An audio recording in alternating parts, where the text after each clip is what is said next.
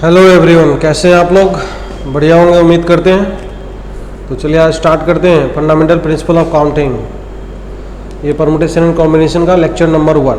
तो बिना किसी डिले के इस टॉपिक को स्टार्ट करते हैं। एक छोटा सा एग्जांपल समझते हैं पहले। लेट सपोज दैट ये वाराणसी है, दिस इज़ वाराणसी, और हमें जाना है दिल्ली। बीच में मान लेते हैं कोई एक स्टॉपेज है, बीच में मान लेते हैं कानपुर है। अब वाराणसी से कानपुर पहुंचने के मान लेते हैं 3 वेज हैं, दिस इज 3 वेज। इसका नाम रख देते हैं ए, बी और सी। और कानपुर से दिल्ली पहुंचने के मान लेते हैं 2 वेज हैं, एक 1 है एक 2 है। अगर ये पूछ ले कि total number of ways to reach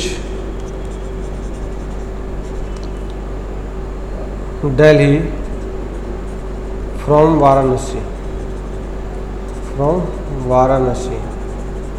अगर कोई हमसे ये पूछ ले तो एक तो सिंपल तरीका है, कोई काउंट करेगा।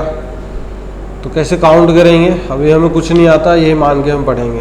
बिल्कुल बेसिक से समझते हैं तो स्टार्ट हो जाता है, प्रोसेस स्टार्ट हो जाता है। तो प्रोसेस को करना हम स्टार्ट करते हैं। मान लो यहाँ से प्रोसेस है वाराणसी से, पहला 2 काम है यहाँ पे। पहला वाराणसी से कानपुर जाना है, फिर कानपुर से दिल्ली जाना है। तो वाराणसी से कानपुर या तो हम रास्ता ए फॉलो करेंगे, या तो बी को फॉलो करेंगे, या तो सी को फॉलो करेंगे। अब फिर ये कानपुर पहुँच गए हम, दिस इज़ कानपुर। अब हम कानपुर से दिल्ली पहुँचेंगे, तो कानपुर से दिल्ली पहुँचने के जो वेज हैं, तो कानपुर से दिल्ली पहुँचने के लिए फिर से अपने पास 2 ऑप्शन है, या तो हम रास्ता 1 फॉलो करेंगे या तो 2 को फॉलो करेंगे। सिमिलरली यहाँ से या तो 1 को फॉलो करेंगे या तो 2 को फॉलो करेंगे। सिमिलरली यहाँ से या तो 1 को फॉलो करेंगे या तो 2 को फॉलो करेंगे। तो यह पहुँच गए हम दिल्ली, दिस इज़ दिल्ली पहुँच गए। अब पूछ ले कि टोटल वेज कितने आ गए यहाँ पे। तो टोटल वेज जो है इसको हम काउंट अगर करना चाहें तो यहाँ से हम काउंट कर सकते हैं, this is 1st, 2nd, 3rd, 4th, 5th and 6th। तो टोटल वेज जो निकल के आया यहाँ से, this is total ways that is equal to कितना आया? 6। इसी 6 को अगर हम इस तरीके से थोड़ा फील करें कि ये 6 लिखा है सर 3 × 2, ऐसा लिखने के पीछे लॉजिक है। लॉजिक क्या है वो लॉजिक समझना भी ज़रूरी है। लॉजिक ये है, 3 क्या था? 3 था टोटल वेज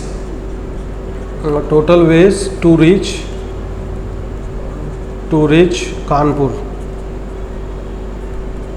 और 2 क्या था? एक्चुअली कानपुर से दिल्ली जाने के जो टोटल वेज थे, तो कानपुर से दिल्ली जाने के वेज, तो this is total ways to reach Delhi from Kanpur. तो ये इसका फीलिंग है, हमने क्यों समझाया है कि ऐसा मल्टीप्लिकेशन हो रहा है यहाँ पे। तो यही है फंडामेंटल प्रिंसिपल ऑफ काउंटिंग में, कि कभी भी अगर कोई काम करना है, काम का प्रोसेस अगर हम देखें तो छोटे छोटे पीस में काम को हम बांट लेंगे। पहले काम को करने का तरीका अगर हमें पता है, दूसरे काम को करने का तरीका अगर हमें पता है, तो टोटल जो काम को करने का तरीका हो वो आपस में मल्टीप्लाई हो जाएंगे। तो यही फंडामेंटल प्रिंसिपल ऑफ काउंटिंग का एक छोटा सा एग्जाम्पल था समझने के लिए। और मैं एग्जाम्पल लेता हूँ इसको और अच्छे से क्लियर करने के लिए। एक और एग्जाम्पल लेते हैं हम, जैसे टॉसिंग ऑफ कॉइन्स का लेते हैं, फील करते हैं। अभी पहले टॉपिक को फील करना बहुत ज़रूरी है। This is tossing of coins का एग्जाम्पल लेते हैं, this is tossing of coins. तो टॉसिंग ऑफ कॉइन्स में सबसे पहला अगर 2 कॉइन्स को टॉस किया जा रहा है, 2 कॉइन्स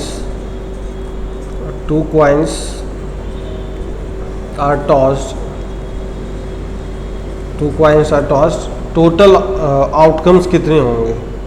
देन टोटल आउटकम्स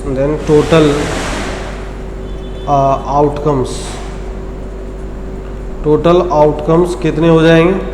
तो अगर 2 कॉइन को टॉस करेंगे तो सबसे पहले यहाँ पे अगर हम देखें तो स्टार्ट हो जाते हैं, प्रोसेस को स्टार्ट करते हैं। पहले समझने के लिए बहुत ज़रूरी है, प्रोसेस स्टार्ट करते हैं सर, यहाँ से स्टार्ट हो जाते हैं। तो पहले कॉइन को टॉस करते हैं, या तो सर हेड आएगा या तो टेल आएगा, ओके। फिर इस कॉइन को लिए उछाल देंगे, या तो हेड आएगा या तो टेल आएगा। फिर इस कॉइन को उछाल देंगे, या तो हेड आएगा या तो टेल आएगा। एक चीज़ और मैं यहाँ पे बोल दूँ कि 2 कॉइन्स को अगर टॉस करें, 2 कॉइन्स आर टॉस्ड, या ये लिखा हो कि sir 1 coin is tossed 2 times, 1 coin is tossed 2 times, दोनों एक ही बात होगा, इसलिए घबराने की ज़रूरत नहीं है ना। तो इसलिए मैं अलग से यहाँ पे लिख के समझा दिया हूँ। तो यहाँ पे आउटकम्स अगर लिखना हो, सैम्पल स्पेस जिसको बोलते हैं, एस से दिखाएंगे हम, तो टोटल सैम्पल स्पेस अगर लिखना हो तो इस तरीके से लिख सकते हैं हम कि यहाँ पे सर हेड आया या तो हेड टेल आया, तो इस तरीके से लिखेंगे हेड। फिर यहाँ पे अगर लिखेंगे तो ये तो टेल था, तो फिर क्या आएगा, टेल हेड आएगा, दिस इज टेल। पहले ऊपर वाले को लिख लेते हैं, हेड टेल।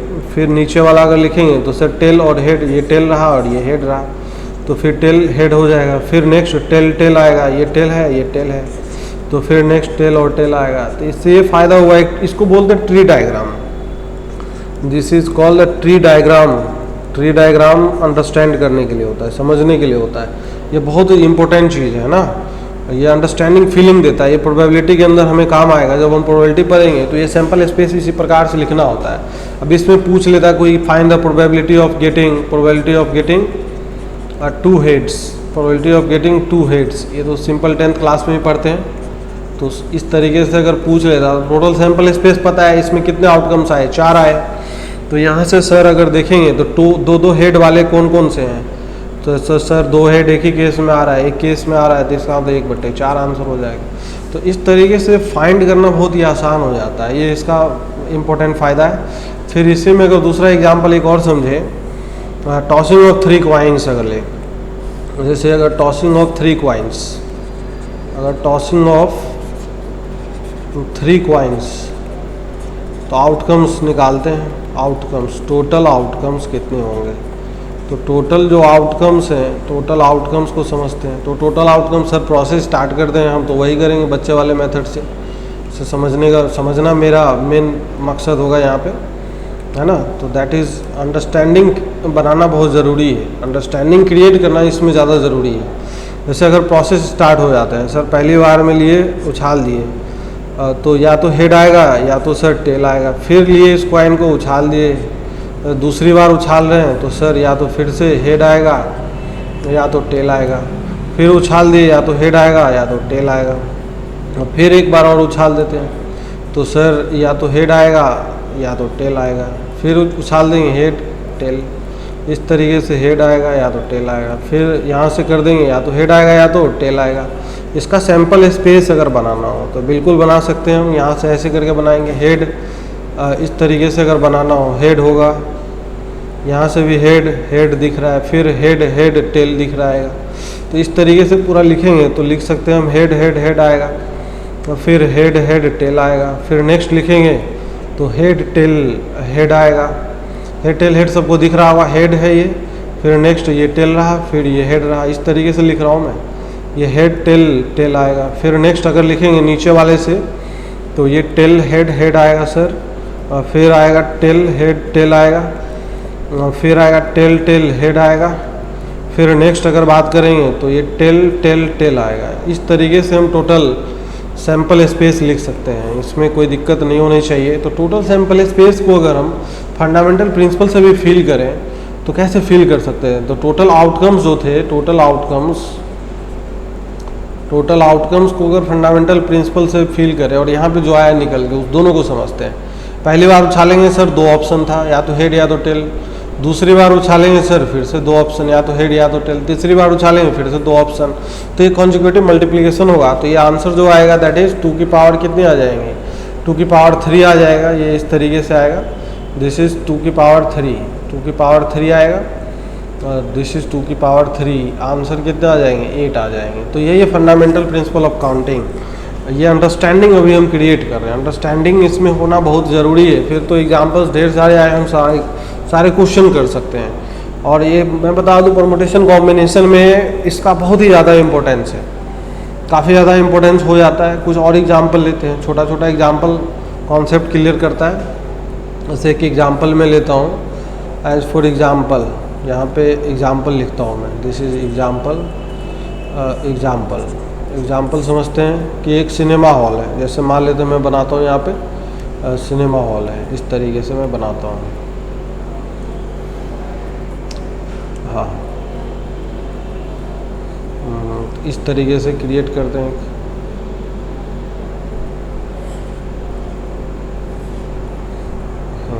इस तरीके से कुछ है सिनेमा हॉल। इधर से एंटर करने के लिए गेट है और इधर से ये एग्जिट करने के लिए गेट्स हैं। ठीक है, एंटर करने के लिए मान लो एक और गेट कर देते हैं, 4 गेट हैं। तो ये जो गेट्स हैं, ये गेट क्या है? एंट्री गेट्स हैं। This is entry gates. और ये क्या था? एग्जिट गेट है। इस पर नंबर लिखा हुआ है, लिखा होता है, बिल्कुल लिखा होता है 1 सर, इसका 2 है, ये 3 है, ये 4 है। एग्जिट पे भी नंबर दे देते हैं, 1 है, 2 है और ये 3 है। तो एंटर और एग्जिट करने के लिए अपने पास एंटर करने के लिए कितने गेट हैं? तो यहाँ पे एंटर करने के लिए सर अंदर जाने के लिए 4 गेट हैं और एग्जिट करने के लिए कितने गेट हैं सर? ये 3 गेट हैं। तो टोटल अगर पूछ ले in how many ways a person can enter and exit, और क्वेश्चन ये पूछ ले in how many ways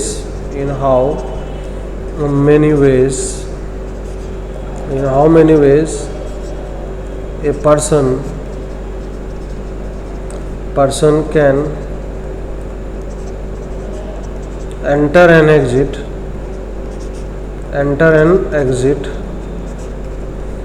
cinema hall.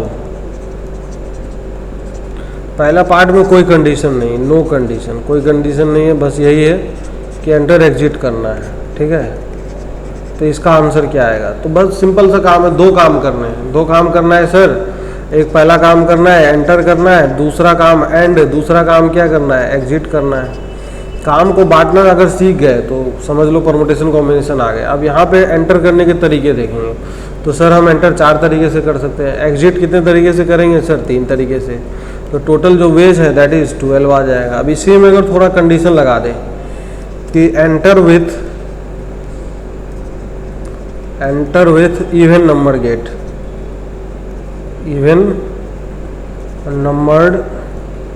Even number gate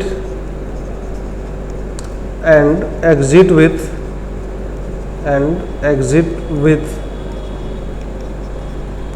odd number gate. This is odd number gate. तो इस केस में क्या हो जाएगा? बस छोटा सा एक कंडीशन पुट अप किया गया है। तो sir enter with even number gate, तो हम देख लेंगे इवन नंबर वाले कौन कौन से हैं। तो यहाँ पे सर इवन नंबर वाले 2 है, और या तो सर 2 से एंटर करेगा या तो 4 से एंटर करेगा। तो इसका मतलब एंटर करने के अब यहाँ पे कितने ऑप्शन हैं? 2। एग्जिट करने के सर कितने ऑप्शन है? अब बोला यार ऑड नंबर, तो ऑड नंबर वाले सर ये है ऑड नंबर और ये है ऑड नंबर। तो इस केस में 2 × कितना हो जाएगा? 2 हो जाएगा। तो आंसर कितना हो जाएगा? 4 ही आंसर होंगे सर। यही है फंडामेंटल प्रिंसिपल ऑफ काउंटिंग। रटना नहीं है। दूसरा केस में अगर कर दे, जैसे enter and exit, person enter and exit but the number written on entry gate and exit gate are different। तो इस केस में क्या होगा आंसर? सर इस केस में क्या होगा, इस चीज़ को समझते हैं। तो इस केस में जो आंसर होगा, तो मान लेते हैं कि एंटर करने के लिए अगर एक नंबर, इसका मतलब पहले समझना जरूरी है। 1 नंबर गेट से अगर एंटर किया तो एग्जिट कितने से कर सकता है? या तो 2 से करेगा या तो 3 से करेगा। अब यहाँ पे एक चीज़ और है, ध्यान देना है कि कॉरस्पॉन्डेंस रिलेशन है या नहीं। जैसे 2 से अगर एंटर किया तो 2 से एग्जिट नहीं करेगा, 1 या तो 3 से करेगा। 3 से किया एंटर तो 3 से एग्जिट नहीं करेगा, या तो 1 या तो 2 से करेगा। 4 से अगर एंटर किया तो उसके पास 3 ऑप्शन होंगे। तो यहाँ पे एक चीज़ मैं ट्री डायग्राम से समझने की कोशिश करते हैं। पहले एंट्री करवाते हैं, या तो 1 से करेगा, या तो 2 से कर जाएगा, या तो 3 से कर जाएगा, या तो 4 से कर जाएगा। अब यहाँ पे एग्जिट कराते हैं इसको। तो एग्जिट जब हम कराएंगे तो ये ध्यान रखना है कि अगर 1 से एंटर किया है तो एग्जिट नहीं करने का ऑप्शन 1 से नहीं रहेगा, या तो 2 से करेगा या तो 3 से करेगा। सिमिलरली अब यहाँ पे 2 से अगर एंटर किया है तो या तो 1 से बाहर आएगा या तो 3 से आएगा, सिमिलरली या तो 1 से या तो 2 से। अब लेकिन 4 के केस में क्या है, तीनों ऑप्शन होंगे, 1 होगा, 2 होगा और 3 होगा, क्योंकि 4 नंबर का एग्जिट नंबर गेट नहीं है। तो इसीलिए इस केस में जो आंसर होगा, ये आंसर हो जाएगा सर ये 2 होगा, ये 2 आ गया और यहाँ से ये 2 आ गया और यहाँ से ये कितना आ गया, 3 आ गया। तो टोटल अगर निकालते हैं इस केस में, तो टोटल निकालेंगे तो कितना हो जाएगा सर, 2 + 2 + 2 6 हो गया, 6 और 3 कितना हो गया, और 9 हो जाएंगे। तो इस केस में टोटल आंसर जो आएंगे वो 9 आएंगे। तो ये बहुत ही सिंपल तरीके से अभी हमने देख लिया, इस तरीके से हम कर सकते हैं। तो ये 9 आंसर जो आए हैं इस केस में टोटल। अब ये जो 9 आंसर आए हैं, इस चीज़ को हम दूसरे तरीके से भी कर सकते थे। दूसरे तरीके से कैसे कर सकते थे, इस तरीके से अल्टरनेट तरीका, इसी का मैं बताता हूँ अभी, इस वाले केस का अल्टरनेट, सी वाले पार्ट का अल्टरनेट वेज। तो अल्टरनेटली हम कैसे कर सकते हैं, जैसे हम पहले टोटल निकाल लेते हैं। तो टोटल निकाल के अगर उसमें से वो वाला माइनस कर दे, टोटल माइनस अनडिजायर्ड केस जो हमें नहीं चाहिए, तो टोटल माइनस अनडिजायर्ड करते तो टोटल कितने आए थे सर, बिना किसी कंडीशन के 4 × 3 आया था। अनडिजायर्ड मतलब वो वाला चाहिए हमें। अनडिजायर्ड कौन कौन से केस हो जाएंगे, अनडिजायर्ड वो हो जाएंगे सर 1 से जब एंटर किया होगा 1 से एग्जिट किया होगा, 2 से एंटर किया होगा 2 से एग्जिट किया होगा, 3 से एंटर किया होगा 3 से एग्जिट किया होगा। तो टोटल अनडिजायर्ड केस कितने हैं सर, यहाँ पे 3 है। तो इसको अगर करेंगे तो 12 - 3, तो आंसर कितना आ जाएगा, 9 आ जाएगा। बहुत ही सिंपल तरीके से हमने कर लिया। तो मैंने अभी 2 तरीके से देखा, थोड़ा फीलिंग अभी जनरेट कर रहे हैं फंडामेंटल प्रिंसिपल का। अभी अच्छे क्वेश्चन भी देखेंगे। चलो नेक्स्ट कुछ अच्छे क्वेश्चन देखते हैं। इसका पहले स्टेटमेंट लिख देता हूँ, ज़्यादा बेहतर रहेगा। पहले स्टेटमेंट यहाँ पे मैं लिख देता हूँ। स्टेटमेंट क्या है, fundamental principle of counting, fundamental principle of counting FPC। तो इसका स्टेटमेंट ये है कि if A job can be done in m different ways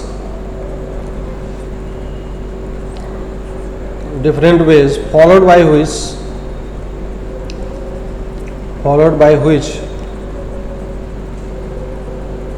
another job can be done in n different ways and followed by which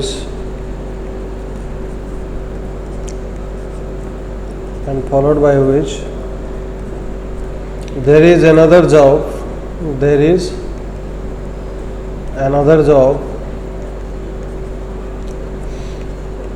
which can be done in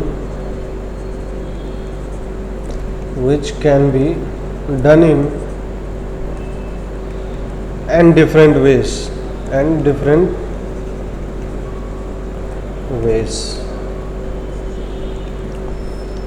total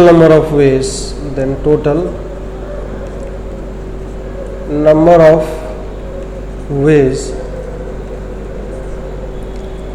in which all the jobs can be done in succession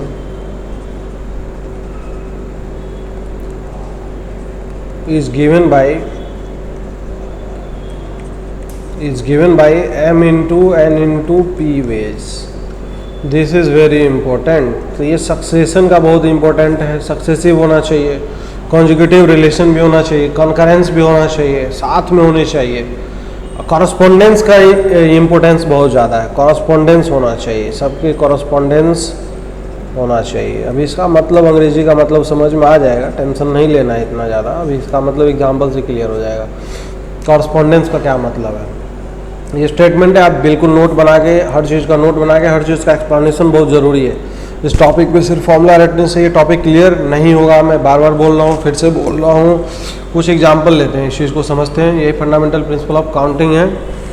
तो समझते हैं, कुछ example लेते हुए इस चीज़ को हम clear करते हैं। जैसे एज फॉर एग्जांपल अगर हम बात करें, जैसे कोई एक बालक है, वैसे एक बालक है ये, ठीक है। इस बालक के पास क्या है ना, 4 जीन्स है,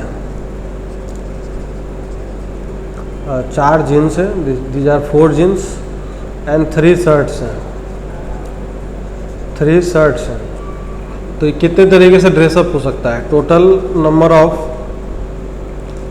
ways of dress up, ways of dress up, ठीक है। तो भैया वही बात है, पहले जीन्स पहनेगा फिर शर्ट पहनेगा। तो जीन्स पहनने के कितने तरीके हैं सर? 4 ऑप्शन है उसके पास। फिर उसके बाद शर्ट पहनने के लिए कितने ऑप्शन है? 3। तो आंसर कितने हो जाएंगे सर? 12 हो जाएंगे, है ना। बहुत सिंपल है। जैसे as for example, there are 5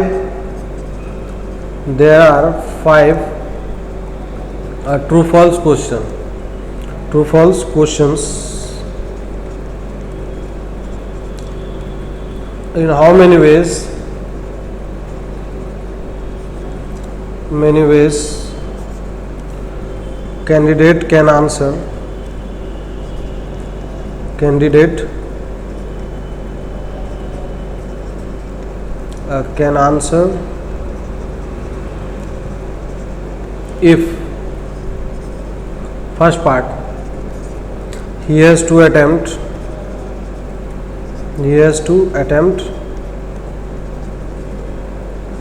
all questions, सारे क्वेश्चन अटेम्प्ट करने हैं। तो चलो पहले इसी को करते हैं। हाँ, तो यहाँ पे अगर बात करें तो इसमें अगर समझने की कोशिश करते हैं, पहले क्वेश्चन एकदम फील करते हैं इसको। कितने क्वेश्चन है भैया? 5 क्वेश्चन है। यहाँ बनाते हैं, मैं इस तरीके से बनाता हूँ, 5 क्वेश्चन बनाता हूँ, OMR क्रिएट करता हूँ।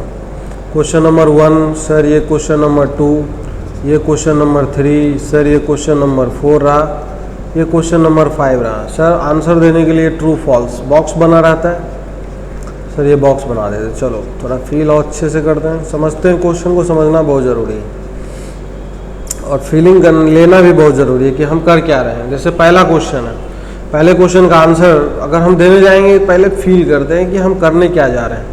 अब एक्चुअली क्या है, हमारे पास ये इस तरीके से 5 क्वेश्चन अगर दे दिया जाए, ये सर 5 क्वेश्चन है और हमें आंसर करना है, तो हम क्या करेंगे? पहला काम क्या करेंगे? पहला काम सर पहले क्वेश्चन का आंसर देंगे, क्वेश्चन 1 का। फिर सर दूसरा काम क्वेश्चन 2 का आंसर देंगे। फिर तीसरा काम क्वेश्चन 3 का आंसर देंगे। क्वेश्चन 4 का आंसर देंगे। फिर सर क्वेश्चन 5 का आंसर देंगे। तो ये सब अपने पास काम है ना। पाँचों का आंसर देना जरूरी है क्योंकि इसमें लिखा है he has to attempt all the questions, ये बहुत ज़रूरी है। अब यहाँ पे पहला क्वेश्चन को जब हम आंसर देने जाएंगे तो अपने पास कितने ऑप्शन होंगे? या तो सर हम ट्रू लगाएंगे या तो फॉल्स लगाएंगे, या तो ट्रू मारेंगे या तो फॉल्स, तो 2 ऑप्शन। दूसरे क्वेश्चन के लिए भी आंसर कितने हैं सर? या तो ट्रू लगाएंगे या तो फॉल्स लगाएंगे। इस तरीके से सबके पास कितने सर 2-2 ऑप्शन होंगे, तो आंसर हो जाएगा 2 की पावर में 5 आ जाएगा। तो ये आंसर कितना आ जाएगा? 32 आ जाएगा। तो 32 वेज से यह आंसर कर सकता है। अब इसमें पूछे कि टोटल इनकरेक्ट कितने होंगे, अगर ये पूछला जाए टोटल इनकरेक्ट कितने होंगे, तो इनकरेक्ट मतलब क्या है? जो पूरी तरीके से सही नहीं है। जैसे मान लो कोई आंसर है, अब इसका आंसर सीट तो एक ही बनता है ना। जैसे मान लो ये क्वेश्चन था, question number 1, question number 2, question number 3, question number 4 है, ये क्वेश्चन नंबर 5 है। तो सर इसका आंसर या तो हो सकता है इसका ट्रू हो, इसका फॉल्स हो, इसका ट्रू हो, ये फॉल्स हो। तो ये जो आंसर का पैटर्न है, ये आंसर का कितने पैटर्न सही हो सकते हैं? एक ही पैटर्न होगा। सही आंसर का पैटर्न कितना होगा? एक ही होगा। तो टोटल इनकरेक्ट निकालने के लिए क्या करेंगे? तो टोटल इनकरेक्ट निकालने के लिए सर टोटल हमें पता है 32 है, तो टोटल माइनस करेक्ट वाला कर देंगे। करेक्ट कितने होंगे? एक ही होंगे। तो टोटल हमें पता है सर 32 है, 32 माइनस 1 कर देंगे तो कितने आ जाएंगे? 31 आ जाएंगे आंसर। तो टोटल इनकरेक्ट आंसर्स कितने आ जाएंगे? 31 आ जाएंगे। तो in this way we can solve it. अब सेकेंड पार्ट जो है इसका, सेकेंड वाले पार्ट में क्या है, अगर थोड़ा सा कंडीशन पुट अप कर दे कि कंडीशन ये लगा दे, if he can attempt any number of questions, any number of questions, if he can attempt any number of questions, कितने भी क्वेश्चन अटेम्प्ट कर सकता है। तो इस चीज़ को कैसे करेंगे सर? तो बिल्कुल कर सकते हैं। तो अब यहाँ पे देखते हैं, वही बात है, question 5 question, question 1, question 2, question 3 sir, question 4 और ये क्वेश्चन नंबर 5 है। अब 5 क्वेश्चन है, अब आंसर करना है पाँचों के, लेकिन ये नहीं, ऐसा कोई ज़रूरी नहीं है। वही ट्रू फॉल्स, इसके पास 2 ऑप्शन है, बॉक्स सबके लिए बना होगा इस तरीके से, है ना, सबके लिए बॉक्स बना होगा इस तरीके से। अब यहाँ पे अगर बात करेंगे तो जैसे आप क्वेश्चन का आंसर करने जाएंगे ना अपने को, तो क्वेश्चन 1 के पास गए, क्वेश्चन 1 को हम आंसर कितने तरीके से पहले कर सकते हैं। अब देखो, अब यहाँ पे सिर्फ 2 ऑप्शन नहीं है, 2 ऑप्शन नहीं है सर, यहाँ पे अब 3 ऑप्शन है। क्या क्या 3 ऑप्शन है सर? या तो ट्रू लगाएंगे, या तो फॉल्स लगाएंगे, या नॉट अटेम्प्ट, अटेम्प्ट ही नहीं करेंगे, छोड़ देंगे सर, क्योंकि इसमें ज़रूरी नहीं है कि सारे क्वेश्चन अटेम्प्ट ही करने हैं। तो question 1 can be answered, can be answered, can be answered in 3 ways. कितने तरीके से? 3 वेज से, 3 तरीके से आंसर दे सकते हैं। तो in the similar manner question 2 भी कितने तरीके से आंसर सर? ट्रू, फॉल्स या नॉट अटेम्प्ट, एन ए मतलब नॉट अटेम्प्ट, मतलब ये भी 3 तरीके से सर। क्वेश्चन 3 भी 3 तरीके से, तो इसलिए टोटल वेज कितने हो जाएंगे? तो टोटल वेज हो जाएंगे सर, पहला क्वेश्चन का आंसर हम 3 तरीके से, दूसरे का भी 3, तीसरे का भी 3 और ये भी 3, चौथे भी 3, पांचवा भी 3। तो आंसर हो जाएगा सर 3 की पावर में 5। कोई फॉर्मूला नहीं रटना, कुछ नहीं करना है, सिंपल बेसिक से समझते हुए करना है। हमने क्या क्या, पहला क्वेश्चन करने का तरीका देखा, दूसरे क्वेश्चन करने का तरीका, तीसरे क्वेश्चन करने का तरीका, चौथे का तरीका, पाँचवें का तरीका। तो हर का तरीका मल्टीप्लाई करते जाना, हम जैसे काम को करते हैं वैसे फील करना है इसमें, ये बहुत ही इंपॉर्टेंट बात है ना। तो मैं इस पर और भी बहुत सारे एग्जाम्पल लेके आऊँगा अगले लेक्चर में। तो नेक्स्ट लेक्चर में कई सारी बातें करेंगे, इसको बहुत कूल तरीके से पढ़ेंगे, अच्छे से पढ़ेंगे कि समझ में आए और क्वेश्चन सही सही हम एग्ज़ाम में कर पाए। चलिए, आपका बहुत बहुत धन्यवाद।